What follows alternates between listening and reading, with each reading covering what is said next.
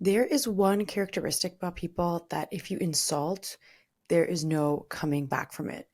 And it's not their looks or their body type or their financial status or their social standing, it's their intelligence.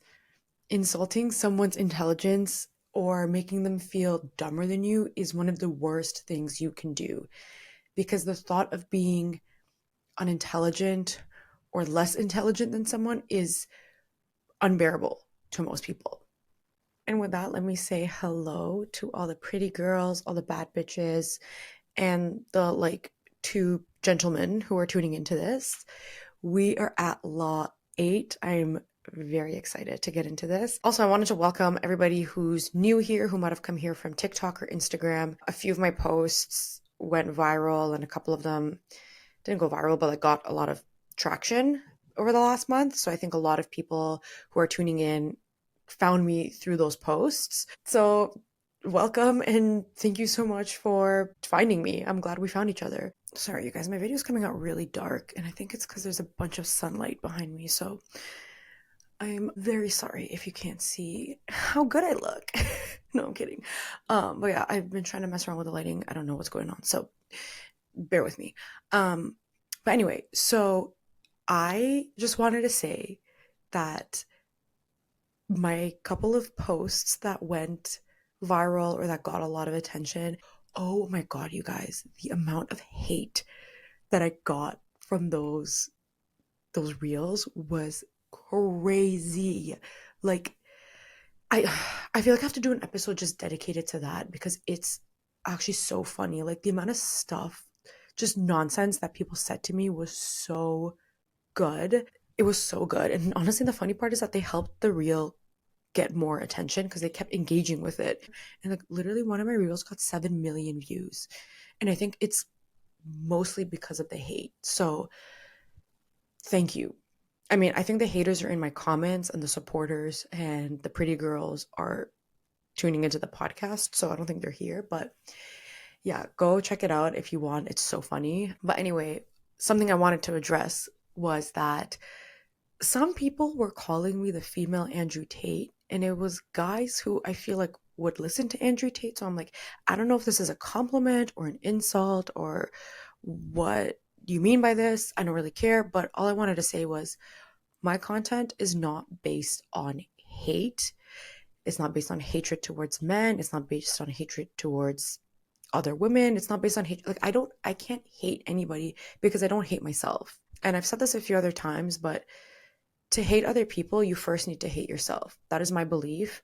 And even people like Andrew Tate or just men or even women who have platforms based on hatred and anger towards other groups, like that's to me, that's just a cry for help. Like that's sad. I don't hate people like this. I don't hate somebody like Andrew Tate because I almost feel sorry for them. That is a broken person. That is a hurt and abused and traumatized person because a normal self-loving human being can't go around hating people like that and making a whole brand or image of themselves based on hatred. And if they do, that's not something that I vibe with. So I don't hate anybody. And I think the really hardcore like anti-patriarchy feminists who actually also gave me a lot of hate for my stuff, they're also operating based on hatred and anger. And I don't think that is the way to go. I don't think telling a whole group of people that you hate them and that you're angry at them is going to lead to anything productive. Obviously, I would consider myself a feminist because if you are a human being who thinks other people should be treated equally, then you are a feminist. I can't get behind the whole hate train. I understand there's a lot to be angry about, but being angry just drains you. It makes you exhausted. It makes you unpleasant to be around. And I'm not an angry girl. I'm not. Okay. So I look at every situation and I'm like, how can I take advantage of this? How can I milk this? So that's how I'm operating. If that's how you want to live your life too, then this is the perfect place for you. If you are coming from a place of hatred and anger, then maybe it's time to shift that mindset and try to come from a place of love for yourself. Because everything I do comes out of the love that I have for myself. I want the best for myself, and that's why I want to take advantage of things. So that's all I'm going to say. And again, welcome to all the pretty bad bitches who have come here from TikTok, from Instagram, from wherever you found me. I'm so glad that we found each other. I'm so glad we're here together. My name is Nikki. I am your host. I am the baddest bitch in the building, not to be confused with you, who is also the baddest bitch in the building. That is another thing that somebody commented. They're like, oh, just your name implies this competitive nature and da-da-da-da. I'm like, sir, have you listened to just my intro? Like, the baddest bitch in the building is the listener.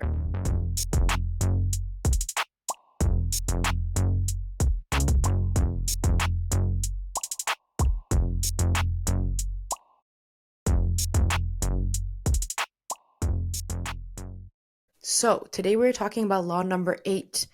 Know when to act dumb to get your way. And maybe this will be controversial, but hear me out, okay? Because what I'm going to tell you guys is something I doubt anyone in your life has ever told you. I feel like in 99% of cases, people are not going to be impressed by your intelligence. They're going to be threatened by it. Just think of a time where somebody made you feel stupid or made you feel like you were less intelligent than them. That must have made you feel really crappy. Maybe it made you angry or upset or whatever. But either way, it's not a good feeling to feel stupid and to feel dumber than the person you're talking with. But if you know how to make someone not just feel smart, but feel smarter than you, then you'll be able to have a level of control over them that you literally probably didn't even think was possible. I'm not even kidding. And I know it's tough because we have to sort of put our ego aside, and obviously we're intelligent people. We're not a bunch of bimbos sitting here, listening to this podcast. But in the long run, in the game of power, in the game of taking advantage of things, you don't want to come across as some kind of genius. Okay. And I'm going to explain it all. If you're like listening to this and you're like, Nikki, what the hell are you talking about? Please just give me like 20 minutes. Okay. And if you don't believe me after that, then that's fine. So it's tough. It's tough because you are smart. You know, you're smart. I know you're smart. You're smart because you're listening to this podcast to figure out ways to level up. So that intelligence is there. We know that. But this law is going to show you that it will almost always backfire to show people how smart you actually are. And to truly, truly understand this law and to understand the psychology behind it, we first need to understand what I think is the number one most basic element of human nature. And once you understand this part of human nature, you'll literally know how to hack the human mind and the psyche. And it'll help you become magnetic because people will actually be addicted to your presence. I'm going to talk about all that. I'm also going to take us through the gender differences on how acting dumb can help you in different ways, depending on whether you're dealing with a man or with a woman. And by the end of this episode, hopefully we've come out smarter, okay? But we're not going to show people that. And then honestly, this was by far one of my favorite episodes to put together because I learned a lot and I just really realized that everything we've been taught about being smart and proving our intelligence to people is wrong. Because revealing your intelligence almost always does more harm than good because it's going to be perceived as a threat. It's going to be perceived as a threat to people's vanity, their sense of self, to the peace and order of systems and of social structures. And it's a threat to the brainwashing that is meant to control you, especially that's meant to control women. Okay, I sound like a conspiracy theorist, but it will make sense, I promise. Even if you look at history, during a lot of the revolutions, a lot of the authoritarian regimes, governments went after academics, scientists, teachers, and they executed them or they put them in labor camps and tortured them. And that's still happening today. So intelligence is actually a huge, huge threat, especially to insecure people. And people are threatened by things about us all the time. Someone can be threatened by your look, someone can be threatened by your financial position, but those are all things that you can change. Aesthetics, finances, looks, those are things that are in your control to change. But intelligence is something that we're born with. So that insecurity a lot of the time can come from feeling like you're stuck being unintelligent. Ugliness, brokenness, all these things can be fixed, but if you're an idiot, then you're kind of an idiot, right? Or that's how people feel. So that's why intelligence can be such a huge threat to people.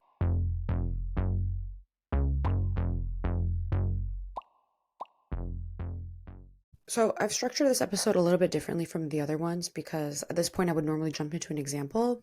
But what I want to talk about first is one of the fundamental elements of human nature that I touched on a couple of minutes ago. So to understand this law, we need to understand that people are self-absorbed. So that's number one. Number two, the second element of human nature that we need to understand is that most people are imprisoned in their own minds. We are all walking around looking like we're free, but in reality, we are mentally imprisoned because that self absorption imprisons us. It puts us at the center of the universe. Everything is me, me, me, me, me, me, me, me. We see everything through our own lens. We think the sun and everything revolves around us. That makes us completely oblivious to how to understand other people because we have to put ourselves in their shoes. We have to empathize with them, which is essential when we are trying to be sneaky and clever and get what we want out of things or out of people.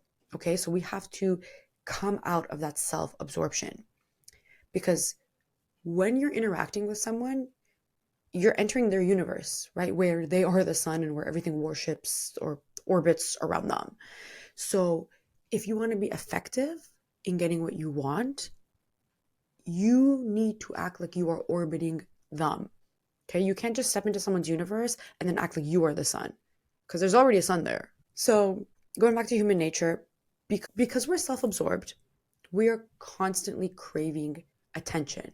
Literally from the moment that we are born, we are demanding attention. We're crying for it as babies. We cry to get our mother's attention. As we get older, it's not just any attention that we crave. It's the feeling that we want to be recognized and appreciated for who we are. But that kind of attention is limited.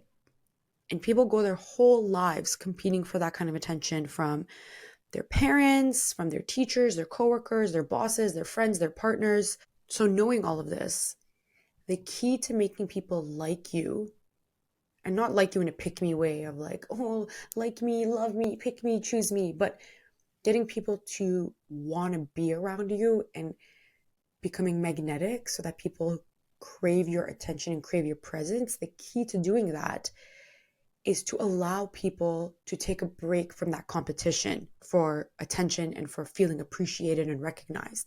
It's about how you make people feel when they're in your presence, when they're hanging out with you, when they're talking to you. And this is actually a very powerful form of seduction. It is. And not all seduction is romantic or sexual. This is a seduction of power. But first, you have to transcend that self-absorption that we are imprisoned in. You have to break out of prison. And this reminds me, who was it? Was it El Chapo who like got a tunnel dug under the prison and then rode a motorcycle through it? That's what you have to do, okay? Break out of prison, look around you and really understand the person you are interacting with. What makes them confident? What are their insecurities? What was their childhood like? What do they crave? Do they crave recognition? Are they greedy? Do they crave appreciation? Do they want to feel manly? Do they want to feel feminine? Do they want to feel liked and popular? What kind of emotional baggage are they carrying? All these questions, you have to understand these to really enter their psyche. In order to be able to understand these things and to even ask these questions in the first place, let alone come to the answers, is breaking out of prison, is getting out of that self-absorption and being able to step into someone else's universe where they are the sun and acting like you orbit them.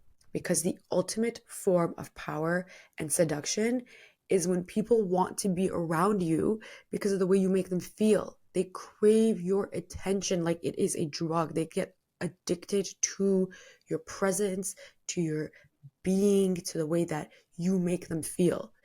I really want you guys to understand how powerful it is to make people feel good about themselves. Let people stop and take a break from that competition for attention and just let them feel good in your presence. So, going back to acting dumb, a large part of making people feel good about themselves is making them feel smart, okay?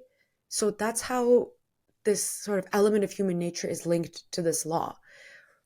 And it's not just about making the person feel smart, it's about making them feel like they are smarter than you. They're intellectually superior. And it's really simple. If you're making somebody feel like they're smarter than you, they don't have to compete for that recognition of how smart, how intelligent they are, because they already won that competition when they're with you. And they'll be more likely to want to be with you, spend time with you, talk to you, whatever, and they'll want to keep you around for a long time. But who's in control? It's not them. It's you, because your presence is what they want. So you hold that power. The problem is that when we're smart, we want other people to know about it. But that is the mindset of someone who's imprisoned in that self-absorption in their own brain. The mindset of someone who's free is that they know they're smart. They have nothing to prove to anybody else. The only thing they have to prove is to themselves. For example, going back to the reels I was mentioning earlier, where people were giving me hate comments, a lot of people wrote that I'm stupid, that I'm not an intelligent woman, that I'm dumb, that my frontal lobe hasn't developed. I don't have a fifth grade understanding of biology. If you looked at the reel, you would know what that's in reference to. But people said all sorts of things to me, and I'm like, dude, I have a master's degree. I have nothing to prove to you guys. I have nothing to prove to anybody but myself. So instead of commenting back and being like, actually, I graduated with GPA from whatever university, I'm like, no, I don't care. Someone's like, barely have a fifth grade understanding of biology. I'm like, actually, my understanding is more like kindergarten level. Literally, no one else's opinion of your intelligence is important. It's just not. So stepping out of that self-absorption is what's going to separate you from everybody else. Because like 99.9% of people are imprisoned. The mental prison is exploding. It's overpopulated. And that's what's going to allow you to be free in a world full of self-absorbed people who are just imprisoning themselves without even knowing it. Because as long as you know you're smart, who the hell cares? Literally, who cares? You have nothing to prove to anybody. It doesn't matter what anyone thinks of you because they're not even thinking of you. They're only thinking of themselves. So who cares? Okay, so we've talked about the self-absorption piece. We've talked about the competition for attention. Now let's talk about vanity. Intelligence is one of the biggest parts of people's vanity. Even a person with low self-esteem won't compromise on thinking that they're intelligent. Like, think about the unpopular nerd in movies where people are like pointing and laughing at them and saying like, oh, you're a nerd, blah, blah, blah, you're ugly. No one will ever compromise on their intelligence. You might think you're unpopular, you might think you're unattractive, you might think you're 100 million things, but you're not going to think you're dumb. Because the thing is that people think that your intelligence is something that you don't deserve. It's like looking at someone who got rich through an inheritance and thinking that they didn't deserve that wealth. It's the same thing with intelligence because you were born with it, supposedly. No one's looking at you and thinking, oh my God, wow, she's so smart. I really want to be like her. Maybe I'll ask for her advice on blah, blah, blah topic. I really want to like get her thoughts on this. Da-da. No, they're thinking this woman has an unfair advantage that she didn't earn, and that doesn't make her better than me. And they're going to resent you, and they're going to feel envy towards you, and they're going to feel threatened by you, and they're going to try to drag you down. Okay? Because there's this unspoken perception that a person who possesses intelligence has no legitimate right to it. And that's what makes people envious and defensive and competitive. And this is actually a concept that's discussed in the original 48 Laws of Power. People just don't want to associate with somebody who they think is better than them. It just makes you feel crappy about yourself, and you're going to find all sorts of ways to justify how that person is not rightfully deserving of whatever it is that they have that you don't have.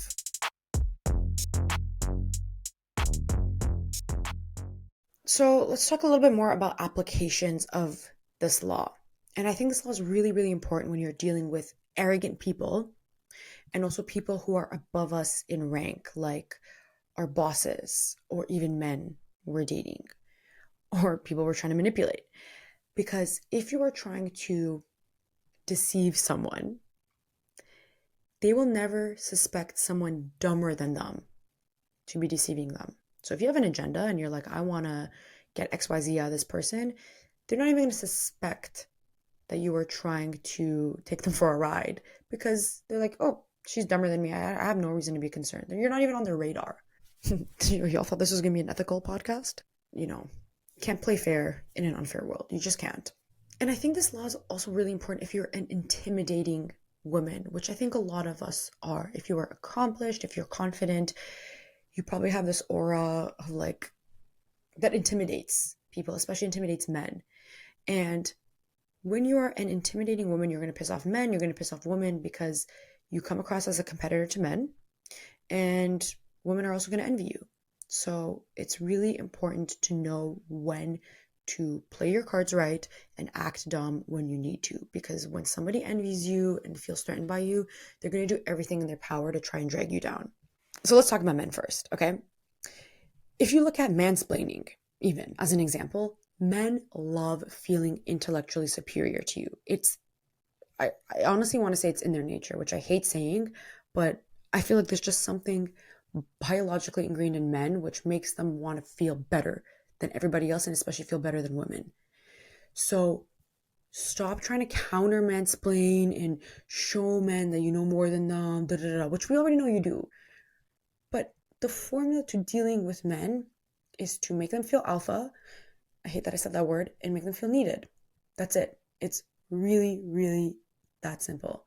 I read in a book, I think it was the book Why Men Love Bitches.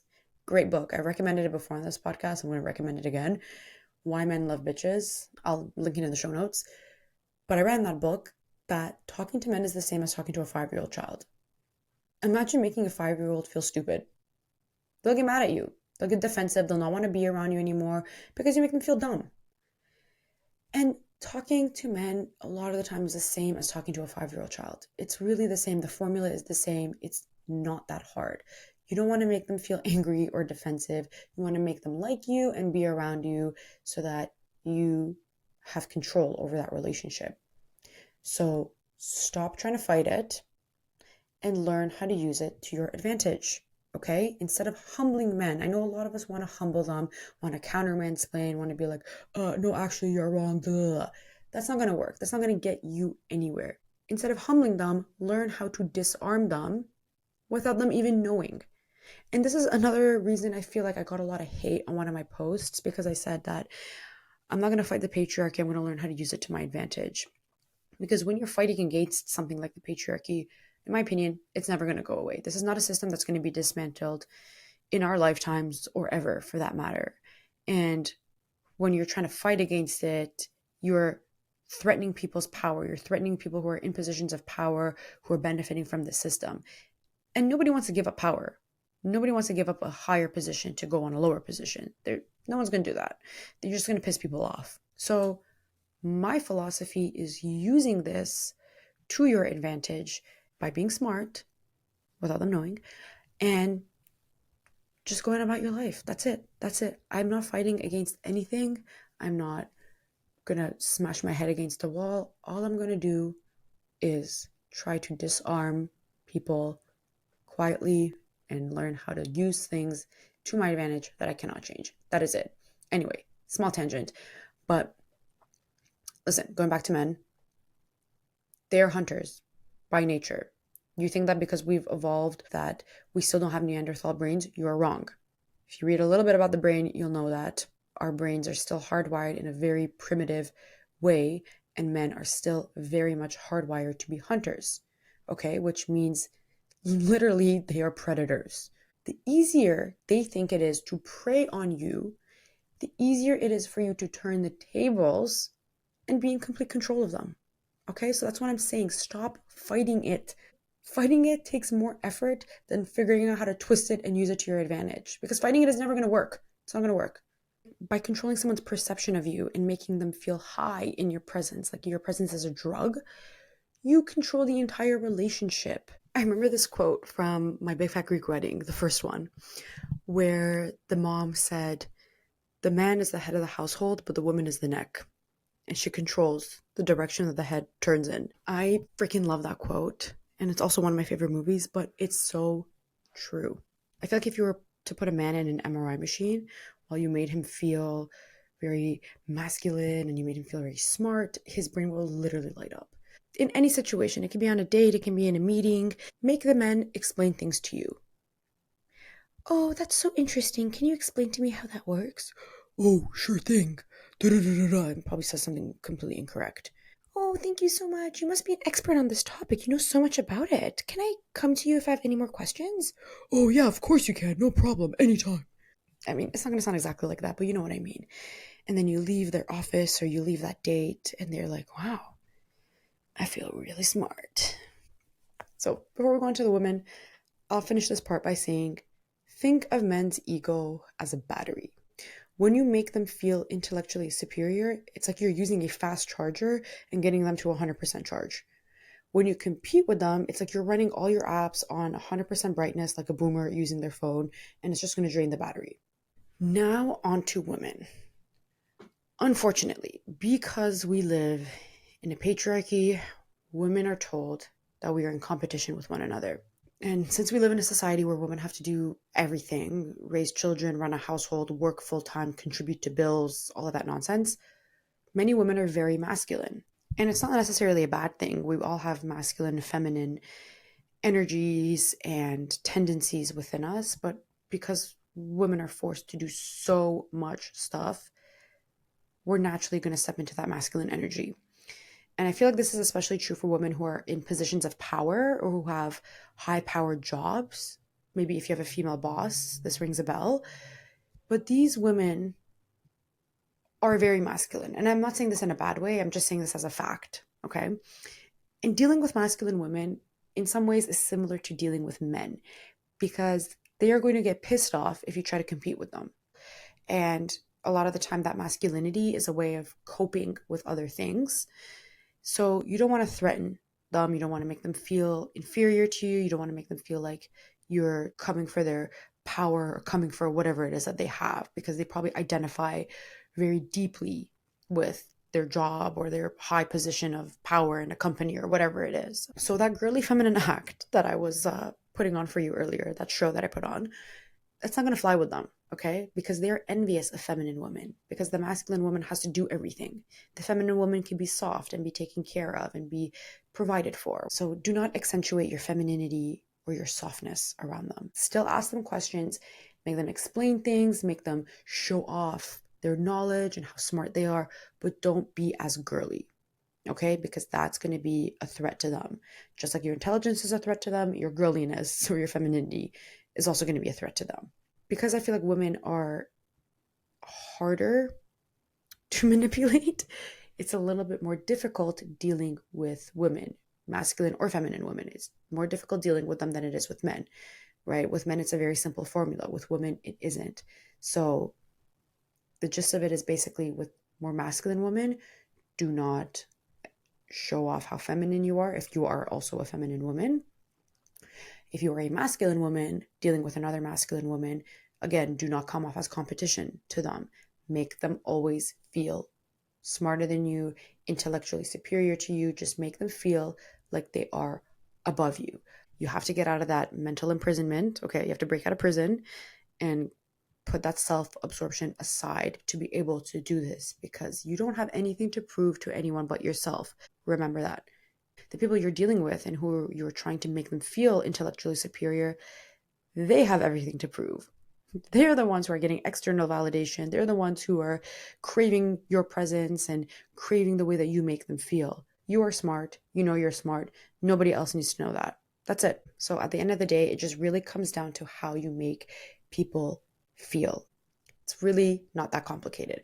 Make people feel smart, make them feel smarter than you, and don't come off as competition to them. That's it. That is literally it. So, you may or may not know that I compete in a sport called powerlifting. And it's basically just a glorified way of lifting weights in front of an audience. So, let me tell you something. I was with somebody for a long time who was in the sport, who also competed, and was technically weaker than me and couldn't lose weight because a lot of the time we have to do weight cuts to get into our weight classes, which I always do. And to me, it's pretty easy because I've done it so many times. But he struggled with his training, he struggled with losing weight, and he resented me for it. So even somebody who's in the sport, who is objectively super strong, could still have that sense of competition and self absorption. Again, all goes back to the human nature of being self absorbed.